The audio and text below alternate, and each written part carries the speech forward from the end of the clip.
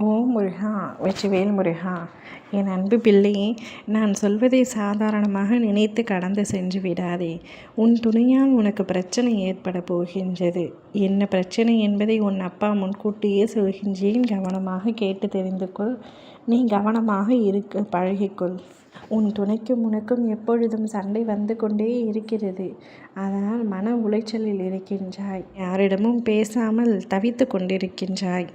உன் துணையை பற்றி யாரிடமும் தவறாக பேசக்கூடாது என்ற நோக்கம் இருந்தாலும் அவர் செய்வதை யாரிடமும் சொல்லாமல் இருக்க இருக்க மனபாரமும் அதிகமாகின்றது. என்ன செய்வது என்று புரியாமல் தவிக்கின்றாய். எதற்காக இத்தனை பிரச்சனைகள் எங்களுக்குள் தொடர்ந்து வந்து கொண்டே இருக்கிறது என்ற வருத்தம் கூட உன் மனதிற்குள் இருக்கின்றது. தங்கமே, பிரச்சனை வருகிறது என்பதனால் நீதான் தவறு செய்துவிட்டாய், அவர்தான் தவறு செய்துவிட்டார் என்பது இல்லை.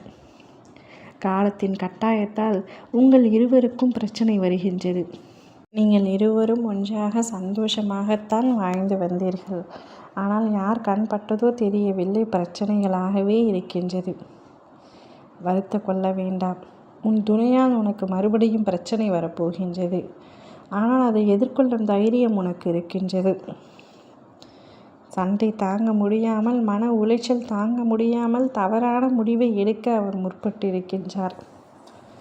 ஆனால் அது நடக்கப் போவதில்லை. யாரோ ஒருவர் தடுத்து விடுகின்றார். அதனால் அவை அப்படியே உன்மீது பாய்ந்து விடுகின்றது.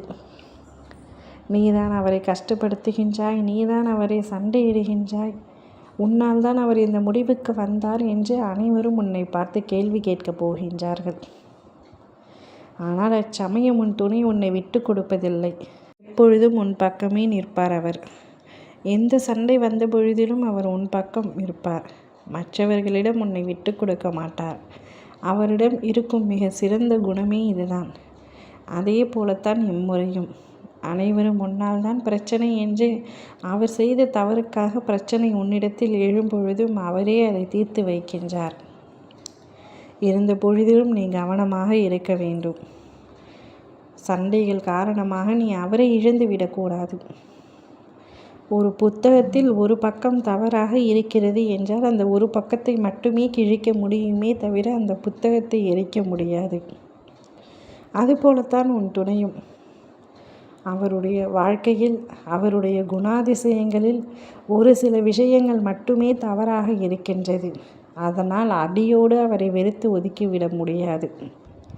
அந்த குணாதிசயங்கள் தவறாக இருக்கிறன என்பதை அவரிடத்தில் சுட்டிக்காட்டு. சண்டையிடு. ஆனால் அவரையே வெறுத்து ஒதுக்கிவிட்டால் அவருடைய நிலைமை என்ன ஆகும்? பின்பு அவரை இழந்து விட்டால் உன் நிலைமை என்ன ஆகும்? இருவரும் ஒருவரையொருவர் புரிந்து கொண்டு சந்தோஷமாக வாழ முயற்சி செய்யுங்கள். உன் அப்பா நான் சொல்கின்றேன், உனக்கு கிடைத்தவர் பொக்கிஷமானவர். அவரை பத்திரமாக பாதுகாப்பாக வைத்துக்கொள். எப்பொழுதும் அவளை தொலைத்து விடாதே. ஓம் முருகா! வெற்றிவேல் முருகா!